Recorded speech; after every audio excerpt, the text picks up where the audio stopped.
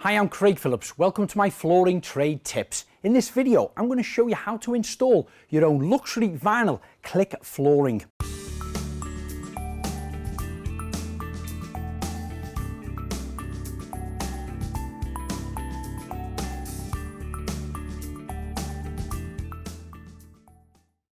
The products and tools you're going to require are vinyl, set square, moist detector, trimming knife, roller, tape measure and pencil, spacers, rubber mallet, a claw hammer, a pulling bar, a tapping block, a spirit level, underlay and duct tape. But first off, you're going to need to prepare your floor. Start by hoovering the area to remove any debris, making sure it's clean and dust free. Also check closely that there's no screws standing proud if it's a wooden floor. Make sure that the subfloor you're laying onto meets the humidity requirements advised by the manufacturer's instructions.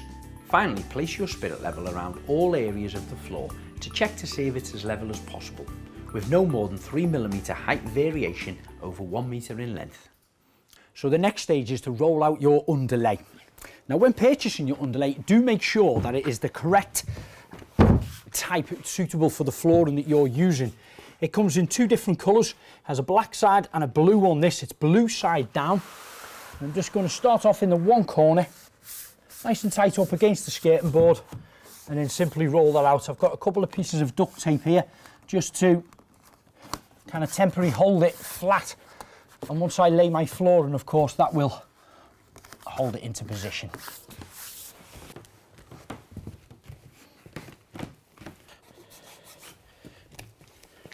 Now it's quite easy to trim down to size this. You can either use scissors or a trimming knife will be fine to do it.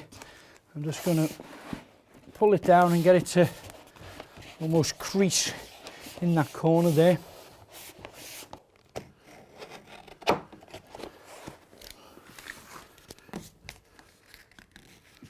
And when you come to lay your second roll, again butt up to the skirting board on the edge of your room or the wall if there's no skirting boards on, and then you want to line that edge up. You do not want it to sit on top and create a little lip of any sort.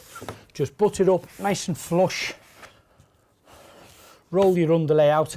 I'm going to pop a couple of little bits of tape just to hold it in position while I roll it out, and then I'll run one continuous line of tape right the way across the joint. For your last piece of underlay, repeat the process. Butt it tight up to the skirting board, trim it down to size and run a continuous piece of duct tape where the two edges meet. So now we're at a stage where I want to set out where I'm putting my planks, and it's very important where you lay the first plank because this dictates where the rest of them go throughout the room. Now of course you can start with a full plank, and as with laying most floors, you would start in the one corner, you would work your way across and keep starting again from that side, working your way across. So if I put a full plank here and I get my second plank, this of course would click in just like this.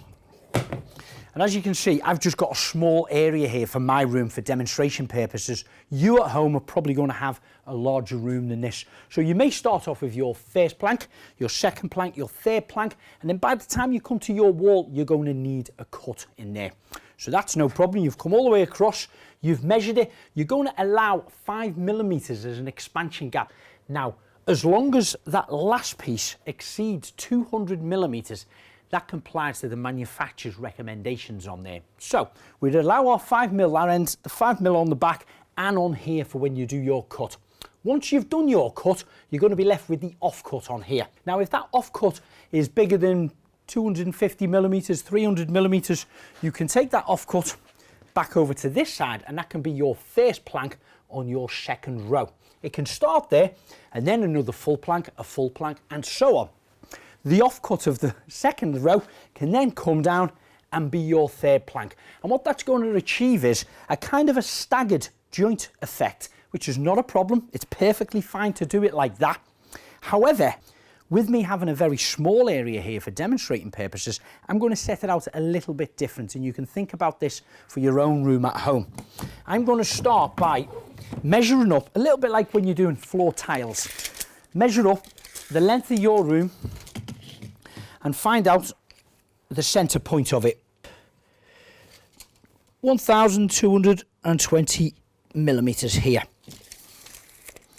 So I'm going to start with a joint right in the centre of my back wall here. Right in here. Again, it's just a dry run. And I'm going to trim a small piece off either end. As you can see, there's just maybe 60 or 70 millimetres either end. Them two bits will be wasted, which is fine. Then my second course, I'm just going to place this here at the moment, not click it together. I will find the centre of this plank. I'll make a little mark on it. I'll place it up to the joint here in the centre. And what that does is it gives me a size here of what plank I'm going to need. So I will measure that up, cut my plank. Again, remembering the 5mm expansion gap there. The offcut off that plank can now be used this end here. So it's minimising my waste. Of course, there will still be a little bit to trim off the edge on every course all the way down, but that's perfectly fine. And then when we finished, the method of setting it out this way, our joints are going to be quite symmetric and staggered across here. The centre of my room, my first course, the joint will be there. Likewise with my third, fifth and seventh course along there. And then same applies to my second course, which is a cut here and here, will be my fourth course and my sixth course. So that's the width of your room set out. Now you've got to consider the actual length of it as well. So what you need to do is work out the measurements of the length of your room and how many planks you're going to actually apply on here. Mine works out I'm going to be fitting 9 full planks and then I'm going to be left with a cut. Now if I start here with a full plank, my cut is working out round about 70 to 80 millimetres, bearing in mind the 5mm expansion gap again at both ends here, which is perfectly fine. What you don't want to do is when you're setting out, if you start with a full plank and work your way across, end up with a little small slither cut, 20 or 30 millimetres. One, it won't look very good, and two, it's not recommended to do that. So what you will have to do then is cut off a 50mm strip all the way off the length of the first row of planks, which will take that small cut of 20mm back up to about 70mm, which will be perfectly fine. Measure your first planks and mark where the cuts are required. So I'm going to take my workbench, place my set square on my pencil mark, taking a sharp trimming knife, and I'm going to start to score the surface of the vinyl. Now I'm not going to press hard on my trimming knife at this point. I'm just going to scratch in the top to create a groove. And each time I slowly, carefully scratch my trimming knife blade through the vinyl, I'm getting a little bit deeper each time, and then I can apply a little bit more pressure. The deeper I get, there's less risk of the blade sliding across. And then I'm ready to split my board. I'm going to bring it right to the edge of my workbench, put some pressure onto it here. That's where I want to cut it. One quick fast snap and it's done. Now you can start to lay the first 2 cut planks into position. If required, gently tap your pulling bar to help click the joints together. Then using your roller, apply some pressure over the top of all your joints before placing your spacers in the expansion gap around all outside edges. Once the first row is in place, start to install your second row, making relevant cuts where necessary, clicking the joints together and not forgetting your expansion gaps each end of the row.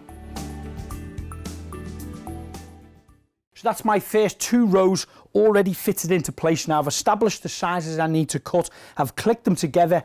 I've used the roller and pressed across all the joints, just applying some pressure on the top, making sure they're nice and secure. All my spacers are in now. Around the sides, I can just start cutting my planks and continuing forward. Now I've got a couple of offcuts of the vinyl here, and I just wanted to show you closely how the click system works. Really simple. One board is fixed to the floor, the next one interlocks in. Give it a little bit of a wobble and it simply clicks down like that. Gentle tap, sometimes with the pulling bar, and you've got a perfect smooth connection like that. Like you would when fitting most floors, you'd open 2 or 3 packets and take a plank out of each packet and spread them around evenly when laying them. Every now and again, if you look closely to these 2 planks, they're out of the same packet, but you can get a repeat in the actual pattern on there. What you don't want to do is fit them side to side alongside each other. It's not a problem having the same pattern, of course, just spread them out evenly so you get a nice blend around the area that you're laying it in. Luxury vinyl flooring really is a quick and easy way to change the look and feel of almost any room. Please do check the full manufacturer's guidelines before attempting your installation, as some flooring products may require slightly different specifications. Now, there are alternative ways of working out your cut sizes. For me, of course, I can simply click that in here, let it overhang, mark it up, allowing for my expansion gap and cutting it down. You at home, of course, will have a wall on here and can't do that. So I demonstrated earlier by just measuring with your tape measure across here and allowing your gap for your expansion. Alternatively, you can get your board that's going to fit in place, offer it up, spin that over like this, take it to the skirting board, pull it away a fraction to match the rest of your expansion gap, and then take your pen, allow it to sail over the existing panel here that's fitted into place. Take your pen, mark it on the back, then again on the side, and then transfer that mark across the front using your set square.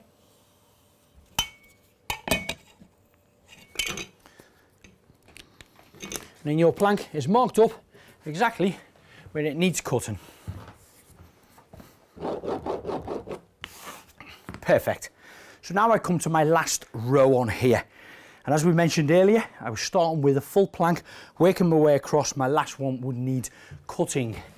So I'm going to take a measurement of what I need on here. 130.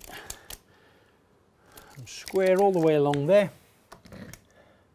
So I'm going to cut these down by taking a plank.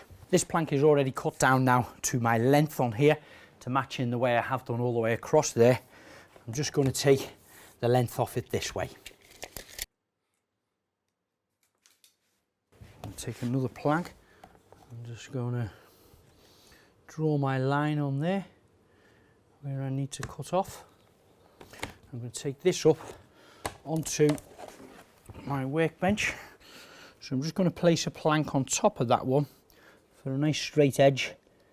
And again, like the other cuts, I'm just going to softly score into the top of that vinyl, taking my time. So now I'm going to take that to the end of my workbench, apply some pressure on the top of here, and hopefully that should snap off. And that is the piece that I need. This will click together just like the rest of the floor. You may need to take your pulling bar though and give it a gentle tap to secure the connection, and not forgetting to roll over all the joints. So that's my last piece of vinyl now installed. What I need to do next is remove all the spacers from around the outside. So now all your spacers are moved, all that's left to do is cover the expansion gap, and that's really easily done with a Scotia bead. These simply sit on top of the board. They're fixed to the actual skirting board, so it allows the floating floor to move if it needs to. So that's my flooring now complete. Hopefully I've inspired you to install your own luxury vinyl flooring. If you're looking for more inspiration or want to watch some how-to videos or just want to know more about the products, why not visit the website flooringmountain.co.uk.